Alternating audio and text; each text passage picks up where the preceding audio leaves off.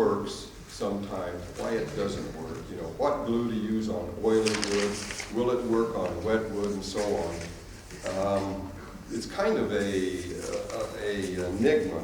When I first started working with wood back in the 50s, we'd go into the wood shop, and the first one would plug in the glue pot. It was hide glue, and by the time that we got our projects out and the instructor had gone around and everything, the glue pot was hot, and we used hide glue for every project, every joint, no matter if we were putting a cedar chest together or a walnut table or whatever. We used hide glue, period. Today, we have 9 main categories, and within those categories there are multiple formulations. Each of them do a little bit different.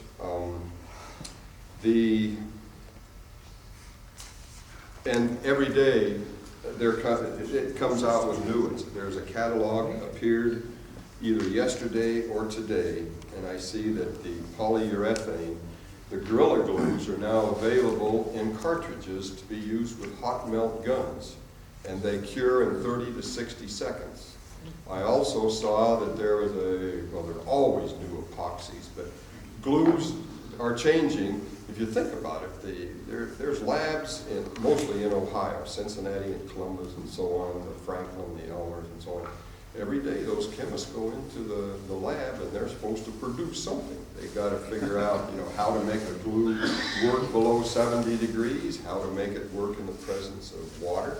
And I went online and was looking up contact glues from one company to work with veneer, and there were 6 different formulations of contact glues. Now, you and I can't buy all of those because they're sold in barrels, and they're for use with certain types of presses and all of this. But still, they had 6 different formulations for just contact. The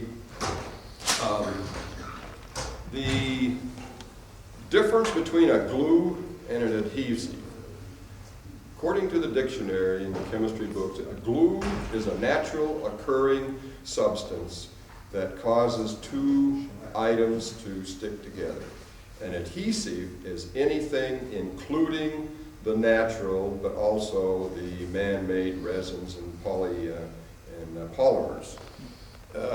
We're going to just call them glues tonight because that's what most of us call them. The glues work in a nutshell by penetration, reaction, and evaporation. The glue has to go into the wood. Once in there, there is no doubt it's going to react. Glues will react with the cellulose. Then, to cure, the water has to evaporate. Now, I'm talking about water-based glues. The epoxies and the hot melts and some of them react differently. But the way that a typical glue works is that you'll have 2 pieces of wood.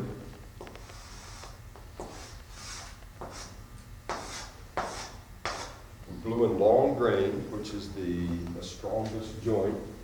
We will put glue right in here. It as an emulsion. An emulsion is just a couple of chemicals that are suspended. Like mayonnaise is an emulsion. You mix oil and you mix some other things in the kitchen. You put it into a blender and it becomes an emulsion. So mayonnaise is kind of like a glue. Now, the water penetrates into the wood. That's adhesion. Once this has happened, then the glue has to react. The glue on this surface reacts with the glue on that surface. That's cohesion. You have to have adhesion, cohesion for a good joint. This is the weakest joint. So you want this to be as close as possible. There's not much you can do about how deep the glue goes into the wood, but it doesn't have to go very far. If this is a thick joint, it's weak. This is not a strong glue to glue.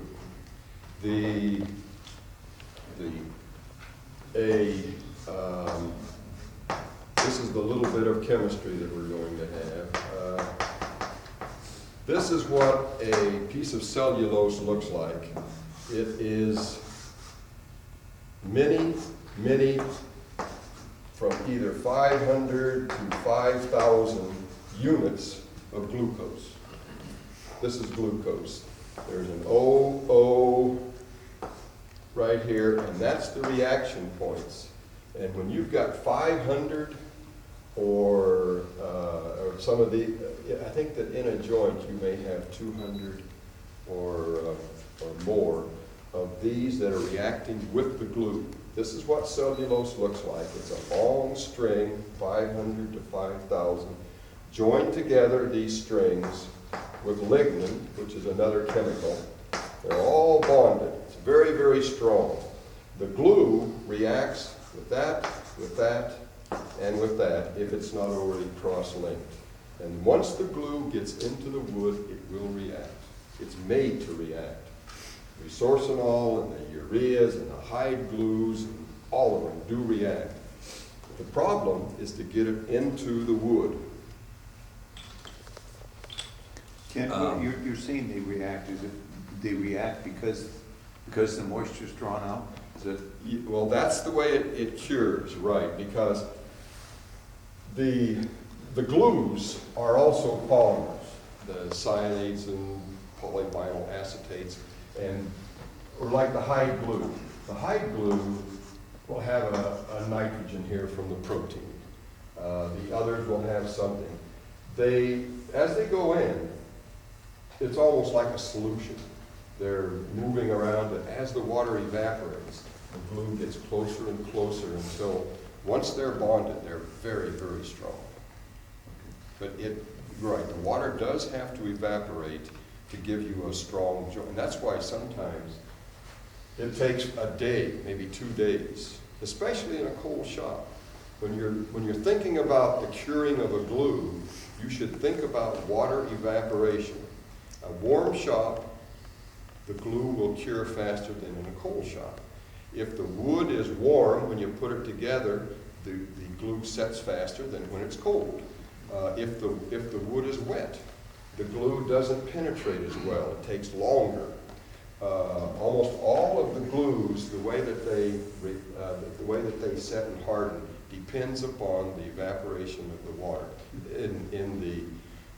This is with the hide glue and anything that's water-based. And we mostly use the white, the yellow, and the tight bond, which is a cross-linked PVA. And those are all exactly the same, except for a few little bells and whistles among them. But they're all the water-based.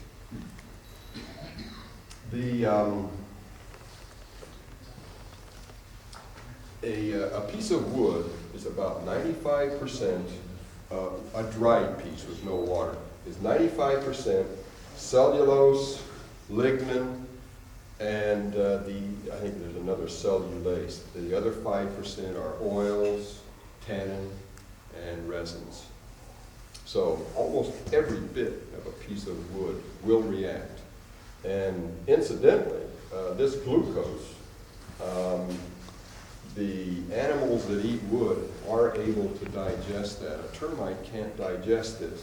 If he didn't have an enzyme in his gut, he wouldn't eat wood. Is it a bacteria that lives in his gut that has the enzyme? Yes, yes. What's the bonding site between the glucose molecules? Oxygen? Is that what you mean? The glucose molecules bond together to make cellulose. Where are they bonding? Oh, right here. This means that this unit just repeats and repeats and repeats. There's an oxygen right here that this oxygen comes down and meets at this one, and it just goes on and on and on and on. So you're getting an O2 No, this oxygen goes to a carbon on the other side. No, this is a very strong bond here. And but they've known for a long time when they look at the long molecules of cellulose that it's always had 3 different bonds. Yeah. When I read articles about doing up panels, it talks about not tightening the clamps down real tight. You Right. can squeeze the glue out. Right. Yeah, you just said that the closer that you get the wood together, the better. Right. There seems to be a dichotomy. No, there isn't. If this were a perfect beam, completely straight, completely flat, you could put glue on this, you could nestle those right up together, and if they would stay together, that would be an incredibly strong joint. The problem with glues or with clamps is that when you clamp across here, sometimes, I mean, it isn't a perfect joint here, and you just squeeze and squeeze, and you'll starve a joint. You'll get too much out of it, and there's just so little in here that it is a very weak. Another problem is that you'll pull here, leave this open, you'll have a very thin, which is weak, and you'll have a very thick here. And there really is there's no way to tell you, or for me to know, how thick, how much pressure to put here. Usually, you'll put a thin bead of glue on both sides. You'll rub them together, you'll put your clamps, and you'll just tighten them enough so that you have a small amount of squeeze out. And that's about all you can do. And they're very forgiving. You know, we tighten them, you know, and then we get them all tight, we go back and we tweak them all one more time, and they're pretty.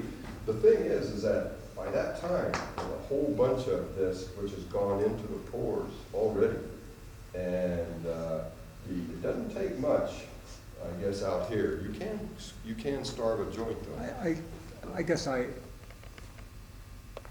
I've heard people say starve a joint, and I guess I don't believe it. Yeah. I don't Because know. People have taken joints, you know, really tight joints, and put glue on them and bang them together, and you know, you swear they knocked all the glue, but you get penetration that absorbs in there so fast, You do. and you get them just right next to each other. I don't believe you can starve. Okay, what a if joint. you had a very open grain, which is like a softwood? Mhm. You have an open grain, and you put this together, and it's hot.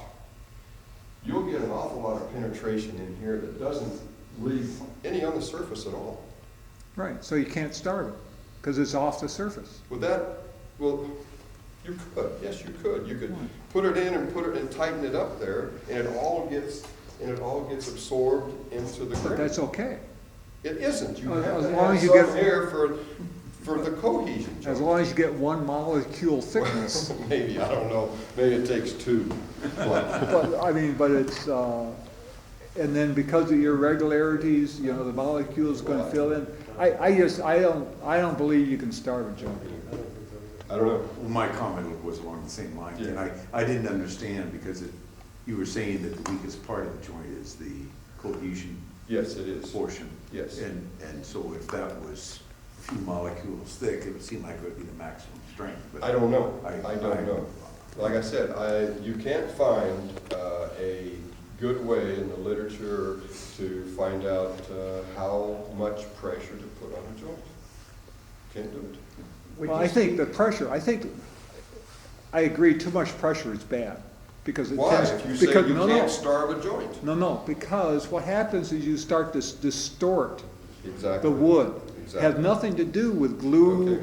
or anything else. So you start cranking down, and all of a sudden you're gonna get dents in there. Well, what it's You're not like gonna is crank like a it down sponge right. effect in which this is pushed down real hard and this wood bows up Right. someplace else. Oh, absolutely. That's right. I agree that you should be able to clamp down with a moderate level of pressure, otherwise you don't have a joint that's gonna stay together. Right. But that's a different issue than starving the joint. Yeah, I've often wondered if there's a correlation between how you prepare a surface and how well it will adhere together. For instance, if you ran it through a joiner and you cut laterally across the pores, as opposed to sanding that joint where you're filling the pores up. Would that make a difference? It apparently does. At one time, in fact, Stanley, maybe even today, still sells a toothing plane. At one time, this was a very, everybody wanted to tooth their joints. You would go ahead, you'd make it as smooth as possible, and then you ran this toothing plane over it, which just had little teeth. You roughed it up. For some reason, someone had said that the best joint is mechanical, and you have all of these little pieces grabbing a hold of each other. But this is not so. I've read some articles from chemists who have tested these, and that's not so. Any dust, any oil, any irregularities make this further apart. Well, It doesn't allow the two surfaces to get as close together. I'm simply thinking about filling the pores. Because when you joint something, you're cutting, theoretically, you're cutting. You mean you're filling them with sawdust? Well, Is that by sanding? yeah, is that possible? Well, if it's an open grain, there's certain, you know, and this is right here is your best when you're doing side grain. Now, if we were going to glue a piece here in which we're going end grain to end grain, the big problem is that the glue goes into the pores and it leaves a very starved joint or nothing there. And the best thing there is to prep it. You either cut your, like if you're using PVA, cut it down to 50%, put it on, let it dry, and then come back and put some more. In other words, you butter it. You can also do it with full strength. Would they bond as much that way as you would put the total amount of glue on at one time? If you do what you say, you put on the clothes glue. The buttering? Let it dry, and then you put, Then you, yeah, go ahead. yeah. If you then put another spot of glue on there, Right. does the joint become stronger? Yeah. Does it bond? It does bond, but it's certainly not as strong as this. Well, yeah. But- I'm just bringing up a point. No, there is some, you know, but you know, you put a picture frame, you know, 45s together. You know, they're strong enough to hold together until you can get a spline in or something. Is that because of the structure of the cellulose, that they don't bond Yeah, together? right. Instead of, They'll only bond laterally versus? no, there's not as many of them. You're looking at, like if this is your cellulose and you've got, you know, these oxygens sticking up all along here. If you're coming in at this end, you're only looking at the end of these. It's like looking at the end of a bundle of straws versus looking at the side of a bundle of straws. The Ken, way I interpret it. Ken, Yeah. well, from the way I understood Bob, when he was talking about coating the grain, the end grain first, if I understand him correctly, that is so the wood will absorb it and fill the pores, Exactly. so that when you apply the glue, it doesn't get absorbed and Exactly. starve the joint. Right. If But you it's- do such a thing. That's what you do it for, but it is not as strong a joint as side grain. Why End isn't grain it? still Okay, why isn't. isn't it? Well, I mean, so put on 6 layers of glue. Oh. I don't think it matters because you've got less bonds. I don't understand why. So, I'd like to. Well, because you're at the end of the straw. You're just trying to, This is the end of the straw Right. in which there's only, Oh, I see what you're saying. There's only so much material out there. We're talking about the material's thinner, not the glue is thinner. oh, no, I thought you were it's saying gluing glue is- the end of a straw Okay. versus gluing the side of a straw, Okay, is the way I look at it. Okay, I understand. okay, but pre-coating would only be beneficial for end grain, because then the pores would absorb some of it. Well, Fred uses it on side grain for veneering and so on. Do you- and then Do you just pre-coat the side reactivate grain? it. You can reactivate it, you can. Oh, for reactivating, I understand that, but I fully understand what you say about the strongest joint, but I was trying to understand why somebody would want to pre-coat, and the only way I can understand it is the end grain would absorb some of it, so that when you finally do glue it, it doesn't absorb all of it.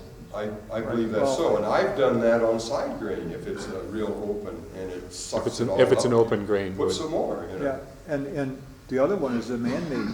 Is you know, what? The MDF, the man-made board, pre-coating that, because that is very porous, so You don't use typical glue, but sometimes when you do, that's when you can also size on the MDF and things like that, and it helps seals it so you don't, it doesn't, all your glue doesn't wick away. Sal? I've done face frames and made mistakes and put them together with screws. Pocket screws. Take the pocket screws out and try to take it apart, and the end grain joint has busted off the wood off of the stile. Right. So it's a really strong joint, but there I butter it up, let it sit, and then put some more in. Right. Well,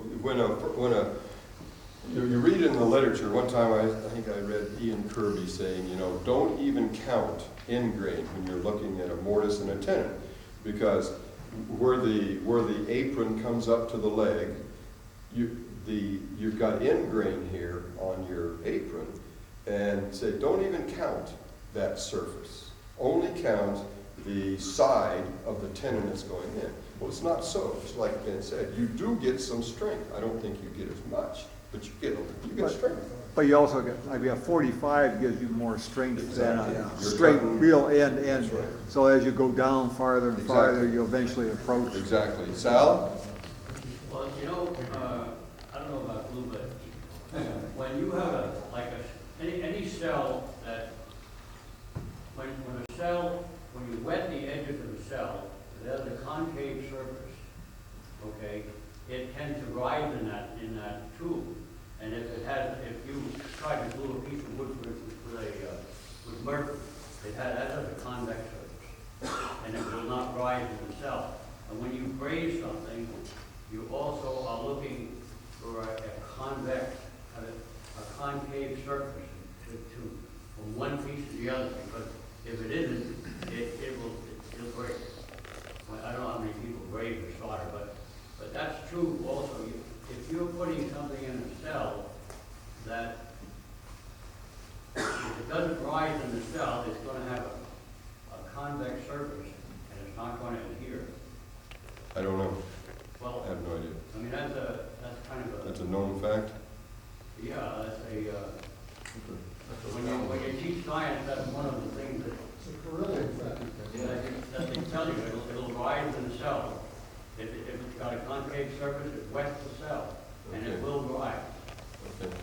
That's I don't know. that's what brings the stuff from the ground to the top of the tree. Lou asked, if sanding. The other things that affect a surface are if it's brazed, if you run it through the planer and the planer has dull edges and it brazes, and if you look at that with a lens or something, the cells aren't as open as if it's been cut with a sharp blade. So I still hear people, I saw it in the literature not too long ago, about once you've done the joint, brush it over with number 40 sandpaper to rough it up a little bit, and makes a better glue surface, and it doesn't do that. Just get it as slick, without burns, without burnishes, without oil, without sawdust. Just get it as tight as you can, and that'll usually give you the best joint. Would that apply to scraping also? Does that burnish the wood? I don't think scraping. It cuts. Scraping is a type of cutting to me. I don't know anyone that scrapes joints, but I think the way I think of it is that you're trying to open up the pore. I would think so. The grain. I would think so. If you pounded that surface flat, I don't think that it would absorb the glue as well as if you cut the surface. I don't know if you can apply this to wood, but there are some blocks that machinists use. I think they're called Epoxy blocks. Defensive blocks that they use as golden samples, and they're so finely machined, you push them together, they'll stick together. You got to slide them apart. Okay, So that's what I was saying, is that I think, my brother, he said that the way that he looks at joinery and glue is that when he was in school, that they had to design a house that had no nails, no screws, and so on. All of the stress was distributed, and it was all in compression. And that this house, when it was designed, had to stand by itself, and that obviously it wouldn't stand if it was pushed and he said that he thinks furniture should be designed so that it's just like that, and all the glue is doing is holding these things together. That every glue joint should have something mechanical under it. It should have the biggest surface possible. This is true. That if you think of glue without trying to use it as a gap filler, and you don't put it side by side and use it in a great shear strength and so on, it'll work great. We don't always do that. But that would be an ideal situation, which you're just holding things together that all of the stress is straight down to the ground. Ken, on talking about gluing tight joints and so forth, many times in directions for assembling things, they'll say, run a bead of glue down the edge. And I've done that, and I found that it doesn't hold as well. Should you always spread it? Versus spreading it out? Yep, they don't say to spread it. It's a very familiar There's phrase. a lot of dumb things, Bob, that are said out Well, there. See, I the know, I only way I agree. know is reading the book, and when they Right. say run a bead Right. of glue, Right. they don't say Well, spread it. They also say to put it on one side and put them together and rub them, and I don't see any reason, because then you pull them apart and you'll see that there's no glue here and no glue there, and just, I think the best is put a thin coat on both sides and put them together, and clamp them up until you've got a little bit of squeeze out and stop. They're pretty forgiving if you use the right glue in the right situation. On the other hand, those that run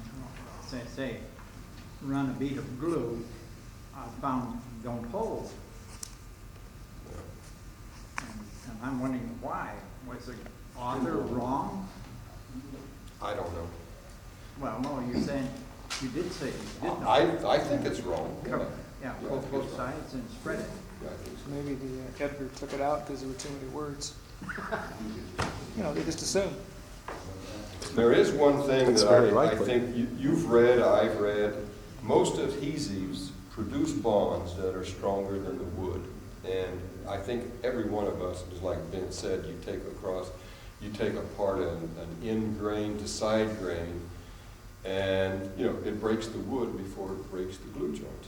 And this is why usually if you buy a glue because it says this glue is stronger than wood, well, they're all stronger than wood. What you should be looking at is how much open time do you have? How much closed time? What's the setting? Does it work with wet wood? Does it work with oily wood? These other things are much more important. And we'll be talking about open and closed time. And you'll find that usually on a glue bottle, but the open time is how much time you have to put the glue on the piece of wood before it has to be joined to the other piece of wood. If you go too long, they'll start to gel. You put them together, and it's like putting two dry things together.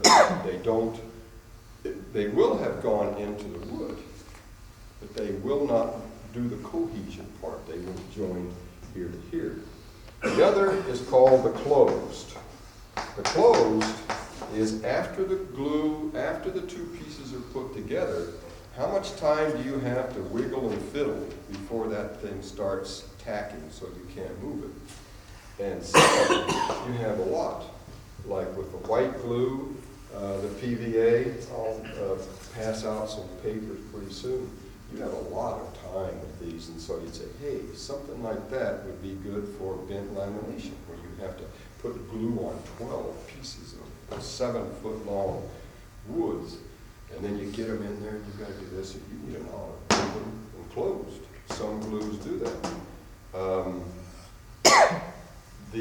Remember also that if you're in a very warm shop, that if there's a fan blowing and the wood's real dry, that open time isn't as long as if it's cold, wet, so on. Just think of water evaporation. That's what controls open and closed times, the water evaporation.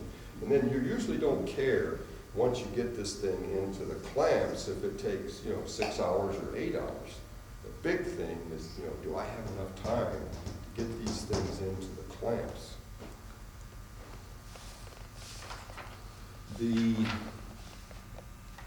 The properties of, there's 5 things that make a good joint. The first is the properties of the glue.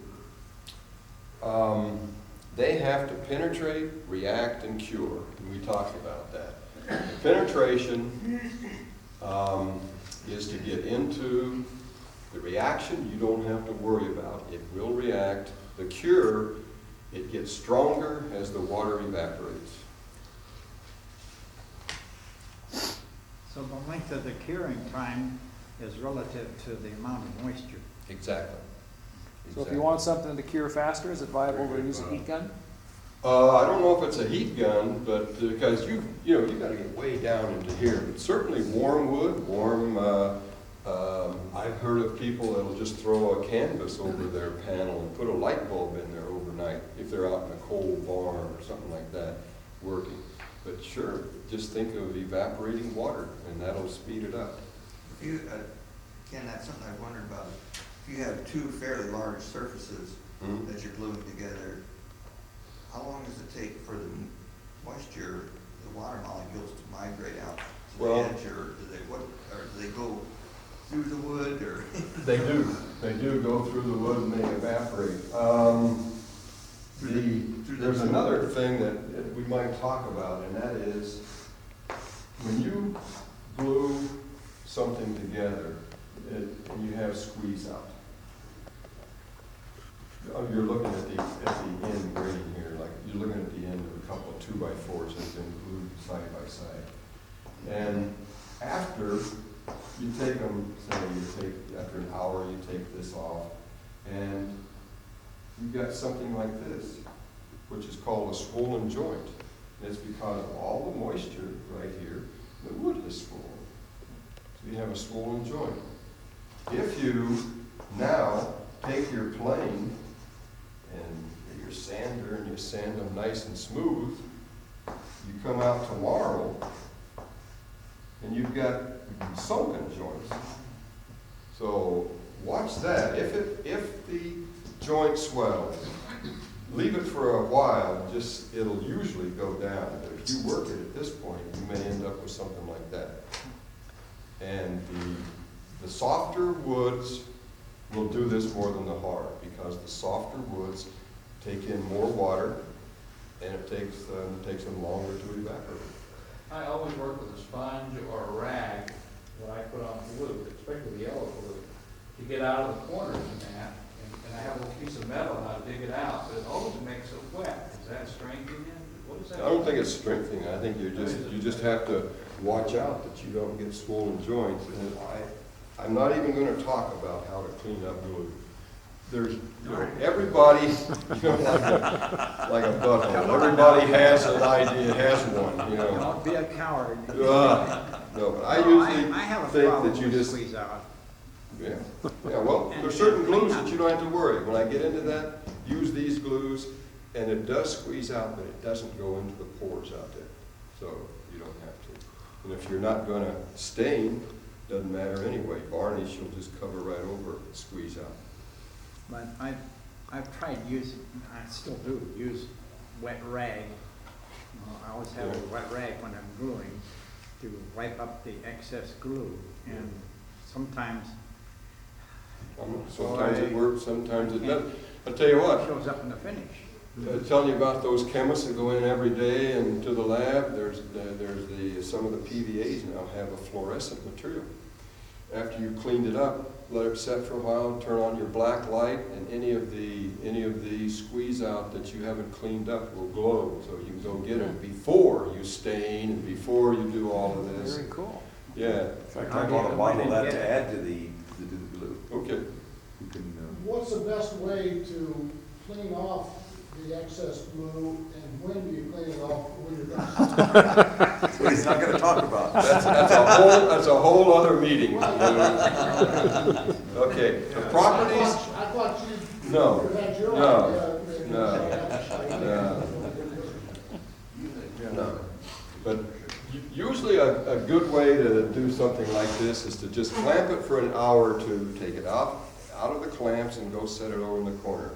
You'll relieve, like we were talking about, all of these stresses and so on from the clamps. After an hour, you've got a pretty good joint, and just go set it off to the side and let the wood, come to some type of an equilibrium and let it dry. And hopefully, I usually scrape at that point. I scrape this excess off, scrape it off without, going too hard, so that if there's any of this swollen joint, I won't end up with a depressed joint. And then I just go set it off to the side. The second thing, moving right along here, the second thing is that makes a good joint are the properties of the wood. And density, grain orientation, saps, tars, oils. It's obvious that if you've got an oily wood, or one with a lot of sap, and you're using a water-based glue, it won't go in. So there are a couple. The polyurethanes will go in. I'll give you a sheet. I can't remember all of the other ones. But if it's water-based, usually it won't do very good on teak, cocobolo, yew, the rosewoods. Although the new cross-link PVA, which is the tight bond, the waterproof, does work pretty good, especially if the wood is freshly machined and or you wipe off the surface with some paint thin or something like that. Clean the oil off, and the higher priced PVA works pretty good. Others, like polyurethane, they work very well. The denser the wood, the harder they are to glue. Less glue goes into the pores, and the denser the wood, the softer the wood, the easier they are to glue.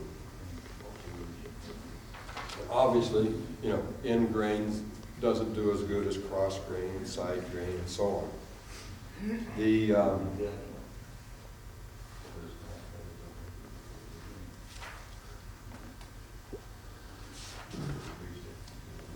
The third thing is the condition of the wood, and we talked a little bit about that. Wet woods, green woods don't glue as well as dry wood. Most glues work when the moisture content is about 6 to 12%.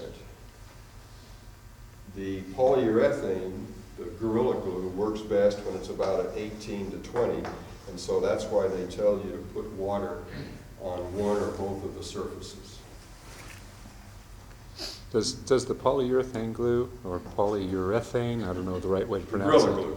Gorilla Glue. Yeah. Does that work on wet woods? Say you wanted to use exterior red wood that was green and wanted to glue it together? Yes, it's supposed to, yes. It's supposed to, yes. okay. And it fills gaps. It's almost water. They don't say it's waterproof. It's very, very water resistant. Okay. Shaking your head, no? It doesn't fill gaps. I said but it's not strong. It does fill, so you can paint or you do something. But the gap Epoxy fill. is the only one that fills gaps. Pardon?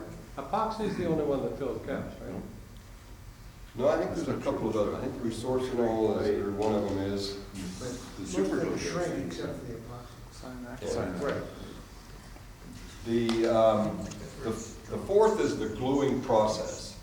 And we talked a little bit about that for a strong joint, is that you want to, almost all of the water-based, they have to have wood of approximately that percent. If it's any wetter, the water emulsion just won't enter. It's like trying to hold a wet sponge under the tap. No more water will go into that sponge. The 6 to 12 is almost, which is usually the way it comes out of a kiln. And this would be very good if you're if you're putting furniture into your house too, because you won't get much change, you know, expansion across the width or anything if you stick to something like this. Different parts of the country, I guess if you were building it here and taking it to New England and shipping it around or something like that, you might have trouble. But right here, this is perfect. And is this what Northern takes it to? 6 to 12? What do they do? No, they don't get it anywhere near that dry. No, What do they? most kilns will only take it down to about 18 to 15%, and then you have to let it set for a while. Yeah. Yeah. Okay. And even in the warehouse, if you go down there and check the dried lumber, it absorbs a lot of external moisture. The 6 to 12% is the wood that sets in a reasonably heated or warm environment. But if you keep it in a garage or warehouse, just the natural humidity will bring the moisture content back up. I know when I made a dining room table, I stored it for about 6 weeks, the wood, under the stairs in the house, just right where I was going to use it, just to make sure that I got it to the right content. I have a moisture spot checking some old aged wood. I agree, at an equilibrium state in an unheated garage, 11% seems to be about right. I've been measuring 10 to 12%. There were a few cases where I measured less, but majority has been in that area. The wood has been a couple of years old.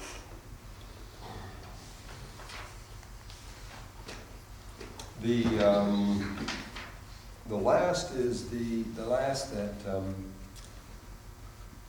here's something that the gluing process. Clamp time is dependent on the adhesive that's used, the type of the wood, how much moisture is in the wood, and the environmental conditions. And again, just think of water evaporating. If it's raining that day, it's cold in your shop, the glue is not going to set as fast. If it's hot, it's windy, and so on. If the wood's warm, just think of water evaporating, and you'll have a pretty good idea of how your glue is going to work. Are you going to get back to the Gorilla Glue? To what? To the Gorilla Glue? I will. Can you clean up? No.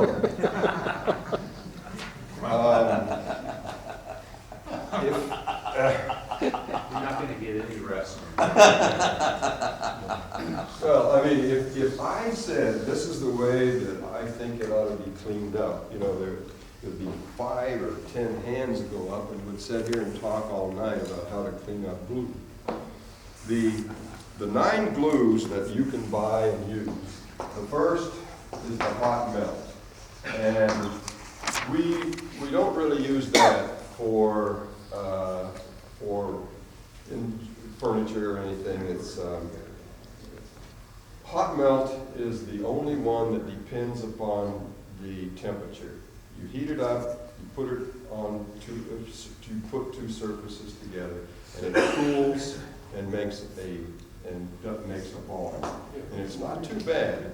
It gives you approximately 400 psi in a test, which is not bad.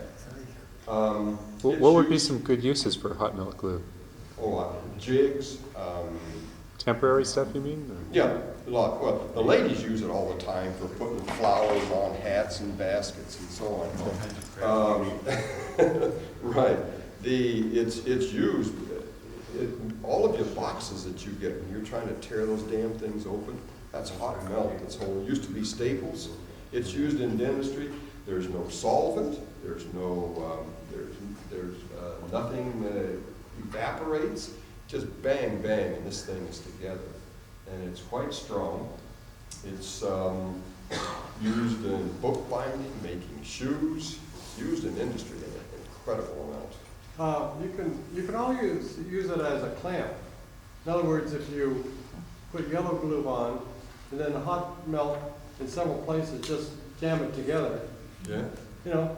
Is that right? Yeah. I've never And then done that. you could just, you know, it's not as good as clamping, but the hot melt will hold until your yellow glue or Okay. whatever, you know. Because I've always found that hot melt be really thick stuff. I mean, You put a little bit on and try to cram things See, he together, doesn't you don't get it understand. real close. He didn't understand that you weren't supposed to have a thick glue bond until we told him to.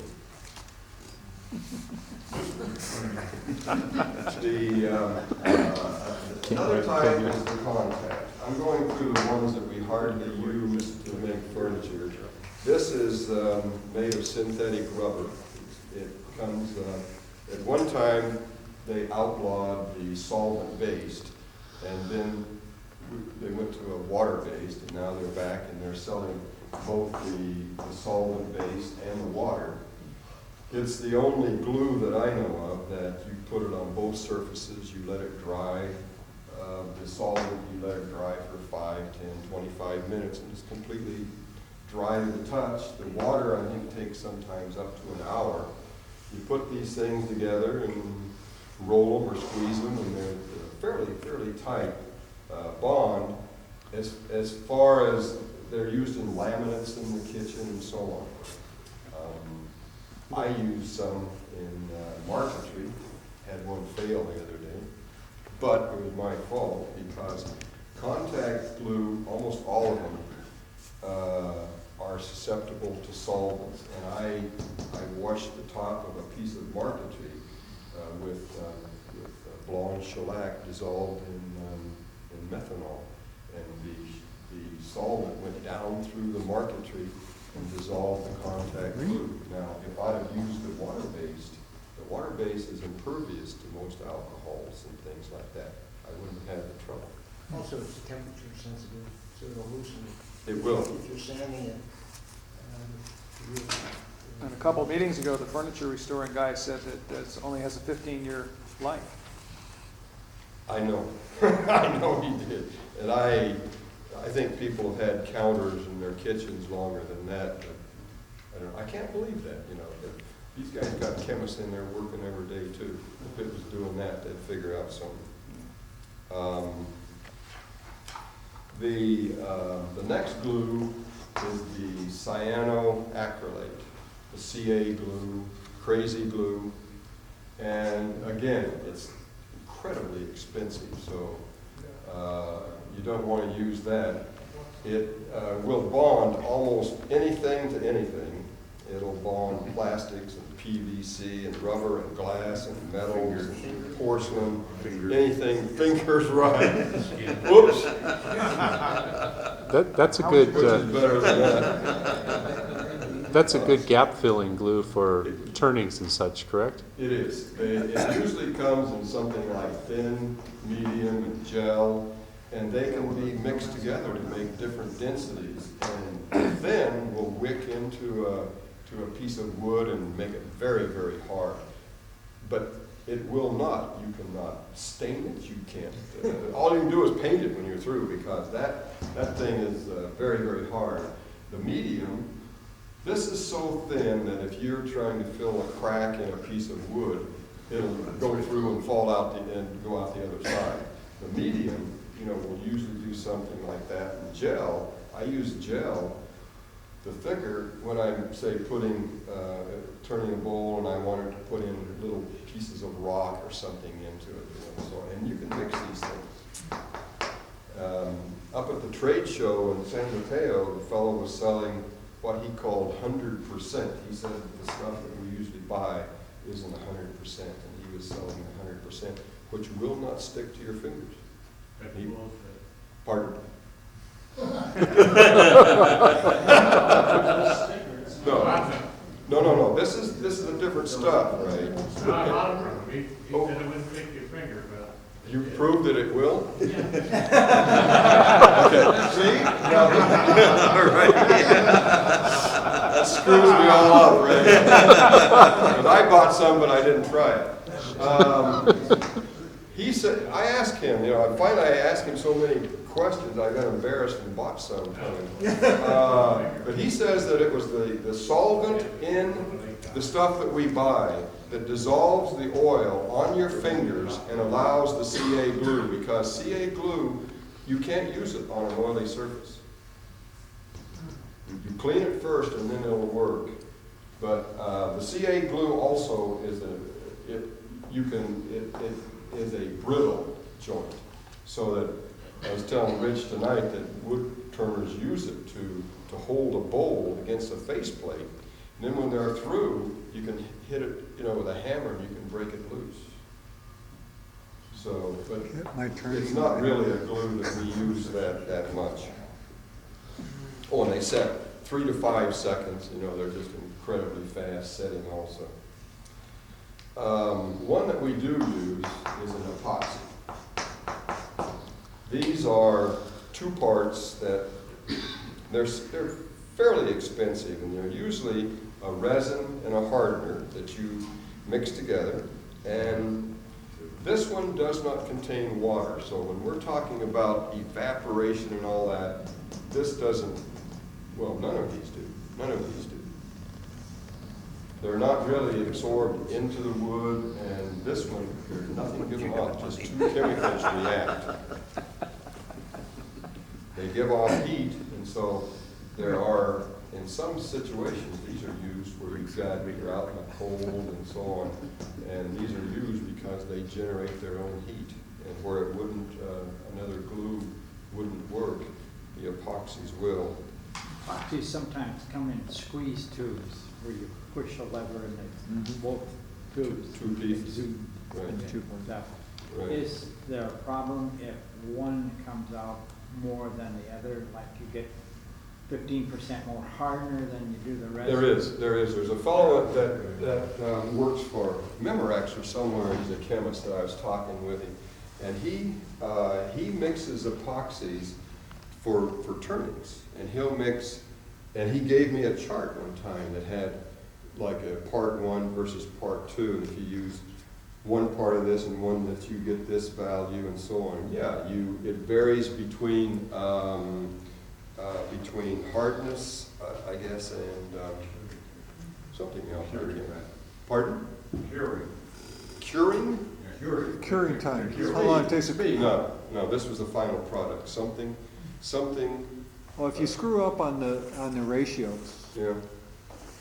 not that anybody else makes mistakes, but I do occasionally.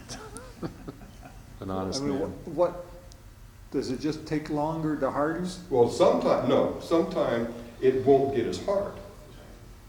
I think it has to do with speed and hardness. Is that right, Larry? I think if you screw up the relationship between the two, it just makes a weaker connection. That it really, you can't put more hardener in to speed up the time. In fact, West Marine or the West Systems, which is a brand of epoxy that's sold, if you want to speed up, they have a special hardener Okay. that allows the curing action to happen very quickly. I would guess that you don't get enough cross-linking if you've got too much interference with the one part. It's the only thing I can think of. I don't know. I don't have any idea how sensitive it is, because a lot of, it's just one blob and one blob, and who knows how close you are, right? Right. No, I agree. I think it's kind of hard to mess them up. When you're using it, do you tend to mix it first over the spatula? Oh, yeah. And these, there's no clamping needed. You just just get these things together and almost like that, they're stuck. They're very fast. Very fast. Almost too fast. Are you saying the clamp, what you refer to as clamp time is very short? Yes. Even though the cure time, even though you may use 30-minute epoxy? Well, no, if you're using 30 minutes, no. And this is it, that you can buy all types of epoxies, all types. Well, isn't that one of the advantages of epoxies? Is the fact you buy something with a real long cure time. Well, I guess 30 minutes I never allow you to use screw these around. for furniture or anything. I never use these. When I built that chair out of the camphor wood, it was very, very oily, and out of fear, I used epoxy as my adhesive. Do you think that was a good choice? No. These are not supposed to work good with oily woods. And they also give an incredibly hard joint that will crack. And so I think that if someone hits the leg in that your joint will crack. Okay, It's too hard. I did clean them really well with lacquer thinner. Yeah. Well, okay, see, that'll help with an oily wood. Yeah. So, See, I think, What, I'm sorry, what would be the best glue for an oily wood? I'm sorry, I didn't finish that train of thought. Polyurethane. Polyurethanes? Yeah, the next one, the one that all of us use all the time, are the polyvinyl acetates. And this is also a polymer, just like the cellulose is and the polyurethane, the Gorilla Glue. Polyvinyl acetate, it comes in white, yellow, and the new stuff is Titebond. And this is just a cross-linked. These are almost the best there is. There are a couple of problems. In the presence of iron, they'll turn black. So if you're going to glue up a panel, put wax paper over your pipe clamps before you put them down, or change your pipe clamps to aluminum, because the polyvinyl acetate doesn't react with aluminum. This also goes if you're going to make some filler and use some of this glue, when you sweep the sawdust up off the floor, it's probably going to have some iron filings in it. So you should make your sawdust clean, brand new, before you use it, and just a little bit of iron will react with this. But you know, if you're doing it on a dark wood, it doesn't matter. But this will also, if you mix some of this in a metal container. That's why almost all glues come in plastic, because there's others here also that'll turn dark in the presence of metal. The difference, these are all solvent-based. They're quite strong. They are not water-resistant. The glue line will clog your sandpaper because when they get warm, they kind of they're not strong as they get warm. The difference between the white, well, the white is called, if you buy it, polyvinyl. The yellow is called aliphatic, and the cross-linking, they usually call it waterproof, but they're all the same thing with just a few bells and whistles. They're all polyvinyl acetate. What's the holding strength compared to the hot melt at 400? Oh, these are 2,800.